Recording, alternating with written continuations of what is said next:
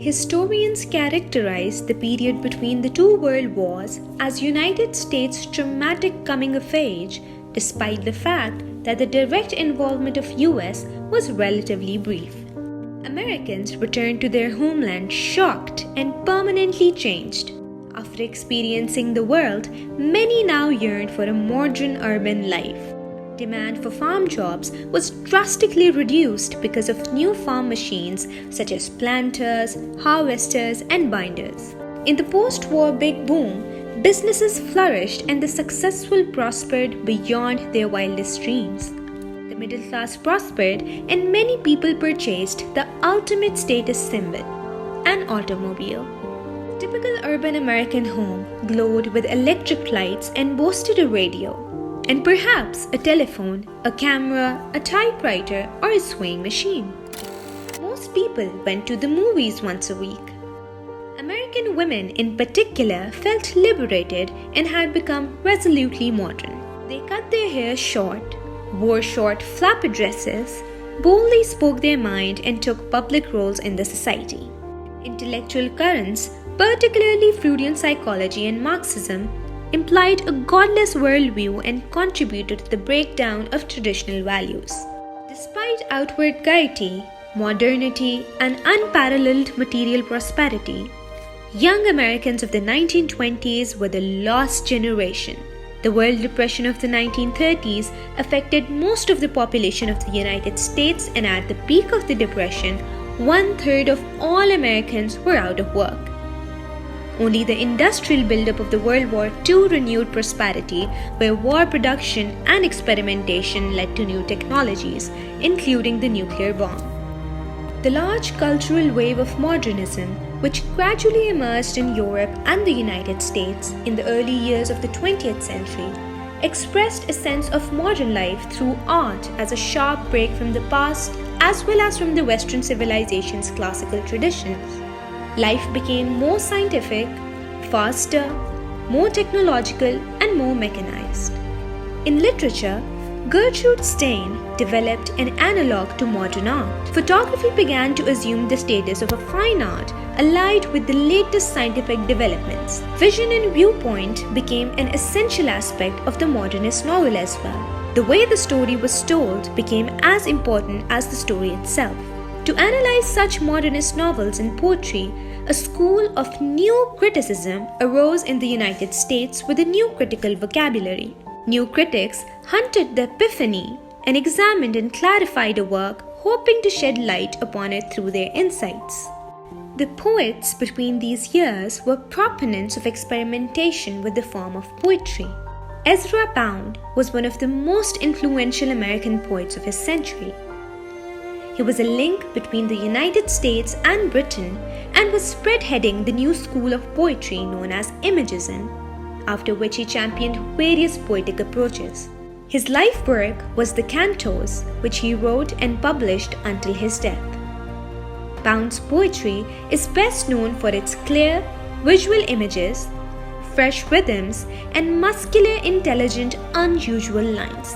Thomas Sterne's Iliad had his roots in the northeastern United States. However, like his friend Pound, he went to England early and became a towering figure in the literary world there. His modernist, seemingly illogical and abstract poetry were of revolutionary impact. He also wrote influential essays and dramas and championed the importance of literary and social traditions for the modern poet. Poems such as the love song of J. Alfred Prufrock embody this approach when the intellectual elderly Prufrock thinks to himself that he has measured out his life in coffee spoons, using coffee spoons to reflect a humdrum existence and a wasted lifetime.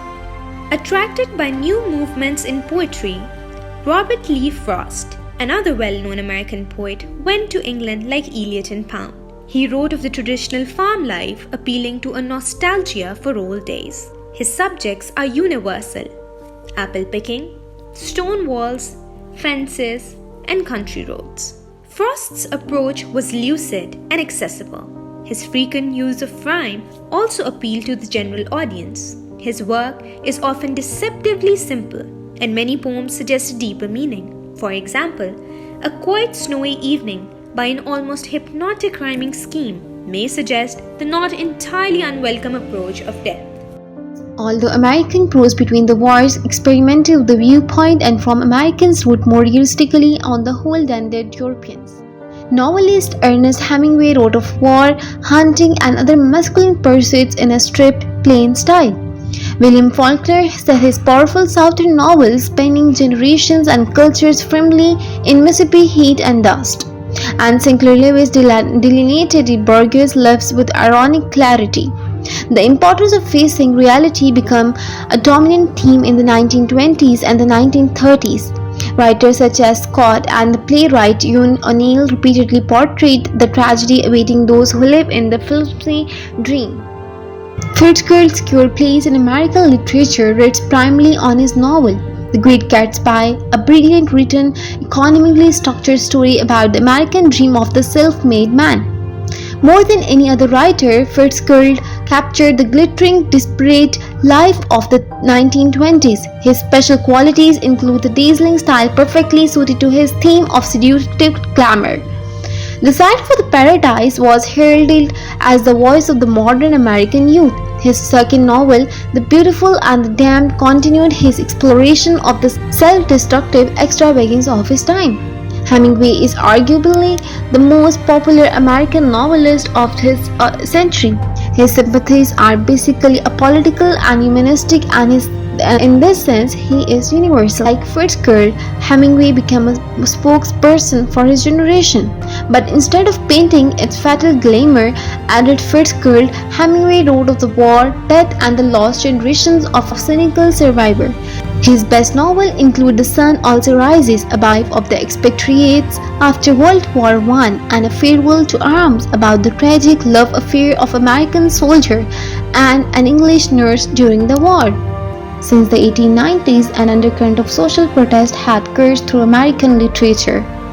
Socially engaged authors included Sinclair Lewis, John Steinbeck, John Dos Passos, Richard Wright, and the dramatist Clifford Odets. They were linked to the 1930s in their concern for the welfare of the common citizen. During the exuberant 1920s, Harlem, the black community situated uptown in New York City, sparkled with passion and creativity.